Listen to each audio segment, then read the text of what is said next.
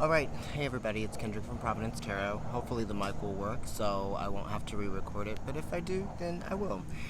This week everybody got the Emperor, so there's a 4 there that's talking about stability, security, authority, and also a want for something, a desire. It's kind of the desired nature. It's very like primitive, right? You could be dealing with a father, you could be dealing with, a boss, or you could be dealing with, someone of great importance, right? It could be male or female, so it could be somebody that you look up to, right? We're also just kind of determining for ourselves who we are and what we want, right? What we expect from ourselves and what we also expect from other people. It's Aries, so it's also talking about taking the initiative, okay? And also knowing oneself, how self-aware are you? And, your decisions, everything is going to come from that place, right, of stability, your foundation. What is your foundation? Okay, Aries, this is going to be your card for this week. You got the Lover, so this is Mercury, and this is talking about information and also your thought process and what might be on your mind. It's also reciprocity, okay? Communication in a way that's going to get some things done, that's going to get an understanding if anybody has any questions about anything. This is also you sort of determining what answers you're going to come up with when you communicate with someone. This could have something to do with work as well. I feel like you have a lot of things going on, and you're making a lot of adjustments and a lot of changes, and you have to be very analytical and discriminate of your efforts and your time. It's just kind of like everything. It's all inclusive, right? With the 6, because the 6 is a duplication of multiplicity. So these are just kind of like a lot of things that are going on. It's very busy, and we really just need to focus, Aries, where we are going to put our thought process, right? Where we're going to put how are we going to focus our thoughts into something that's going to be efficient for us and that's going to have purpose, that's going to serve us. Okay, Taurus, so this is going to be your card for this week. You got a Scorpio card, and it's a 7. So this is a 7 of Cups, and this is talking about your relationship for sure. Maybe some of you are dealing with a Scorpio, or maybe some of you are dealing with a Venetian sign, yourself, or a Libra. It's a 7, so it's talking about, understanding the truth and trusting what, your feelings are telling you about a relationship, or what it might be telling you about a partnership, or about an understanding that you might have with someone else, or an understanding that you have with a situation that you are relating to, right? So you're just starting to understand a little bit more. You might be confused, right? Because this also is very Neptunian. It talks about not knowing which decision to make, maybe not even knowing which direction to go in. So you might have some confusion in terms of like the development of a relationship or the development of a marriage, right? It also could do with work, okay? Because Venus has to do with money and pleasure.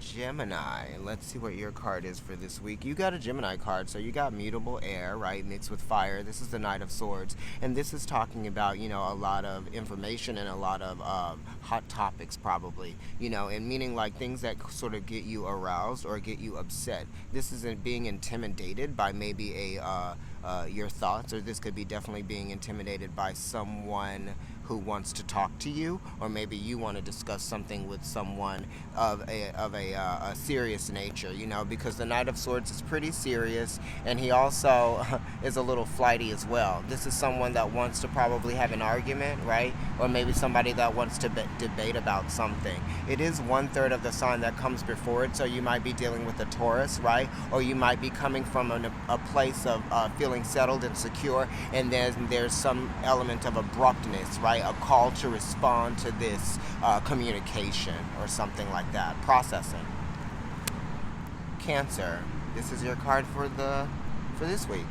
You got the Hermit, so it's number 9. The Hermit is Virgo, and Virgo is related to the moon. It's also related to Mercury, of course, and it's talking about going in to find out the details of a situation that you may not have had all of the answers for, because the 9s do talk about hidden things, and this is you sort of coming to your own epiphanies without the help of anyone else. This could be of a sexual nature because it's a 9, so it's related to the 9th house of Sagittarius.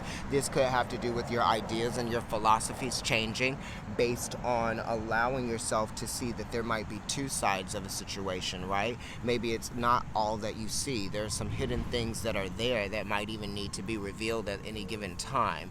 This is definitely shedding light on a situation that maybe you needed more guidance in, and it's, of a spiritual nature, of course. So you're sort of looking to the divine to find the answers that you need, right? Or looking within yourself, right? Leo. This is your card for this week. Okay, so this is the Five of Cups. This is Mars and Scorpio. Some of you might be dealing with a Scorpio, or some of you might be dealing with the destruction of a feeling, or maybe a feeling has been changed for you. This is talking about a conflict, right? Maybe something was disturbed, or maybe this is kind of like a small ending, right? The fives have to do with the fifth house, which is talking about pride and ego, and then it also is related to the Hierophant, which is, related to Taurus, which is commitments, right? And environments and places that you sort of settle into, that you get used to. So something that you were used to has now changed and is maybe shook you in a way where you're having to refocus and understand, draw a line, right? Understand what it is that's being shown to you, that you can find new security in, right? This is challenging, and it is also trying to show you who you are and what you're made of, because it is a five, you know what I mean? And that talks about the belief in oneself. Virgo, this is your card for the last week of September. You got the Judgment card. So this is Pluto. So Virgo, you could be dealing with an Aries, or you could be definitely dealing with a Scorpio, okay? Or a Leo, right? Libra perhaps, or even a Pisces, maybe even all of those people. But the Judgment is talking about atonement, freeing yourself from a situation that might have been holding you back because of your fears, right? And not wanting to, face those fears and allow yourself to transmute that energy of fear into power, right? So we're talking about power with Pluto, and we're also talking about intimate relationships. So there might be a power struggle within an intimate relationship that you might be having, Virgo. And Pluto does represent shared resources. So this could be like giving up something that you might have been sharing with someone, so that you don't feel like you need to control it, or it is controlling you. You know what I mean? Pluto is also talking about passive aggressiveness, but definitely freeing yourself from something that you can control. Libra. So this is going to be your card for this week. You got the Knight of Rods. This is mutable fire, and this is double fire. So this is a lot of energy. This is a lot of passion. This is a lot of drive. This is a lot of talk too. So be careful of dogma, and be careful of trying to get your point, pound your point in so hard that you miss the point, right? This is talking about being also very enthusiastic, you know what I mean, and not intimidated by your responsibilities or whatever challenges you might face. This is moving forward with a lot of energy and with a lot of drive. It's Sagittarius, so it might be talking about the belief in oneself, something being revealed to you that you trust in, that is letting you see what you're made of, that is giving you sort of like the gasoline and the fuel to move forward. It also is talking about, purification through fire and through, your passion, sort of like pushing past what your fears were, okay? Because the Knight of Rods isn't necessarily that scared at all. Happy birthday, Scorpio. Okay, this is good. You got the Ace of Pentacles, so this is sort of like bringing something into focus for you financially, or something that is, being given to you that is going to provide you with a new level of security.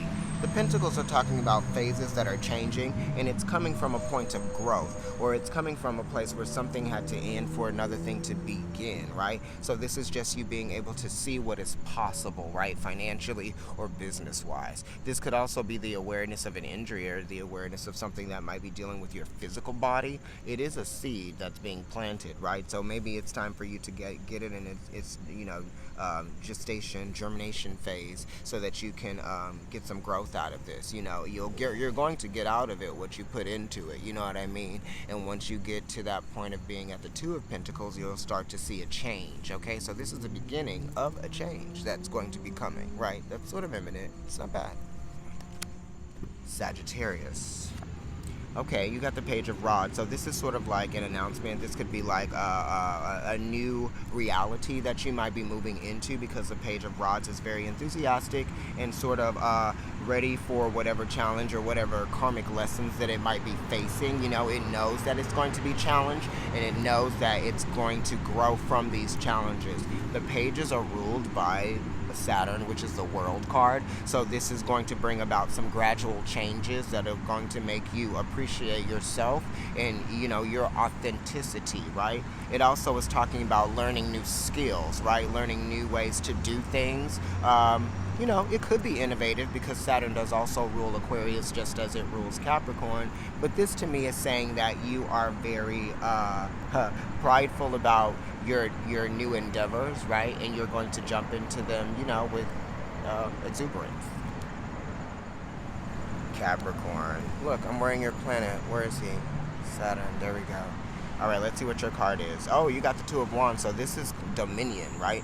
This is the understanding that you're going to have to act on something, because it's Mars in Aries, and that's the planet being in the sign that it rules. So it's a very dignified position, okay? It's also saying that, no one ever got anywhere alone, all on their own. There's other people that are involved. So you need to figure out, what it is that you need to do to build a better working relationship, right? So that you can achieve the things that you want to achieve, and you can get the places that you want to get to. This does have to do with change happening, and this is changes that occur with other people, or maybe someone else influenced this change, you know what I mean? This is also being able to see, where you might be going, what direction you might be going in with someone. It could be business partnership as well.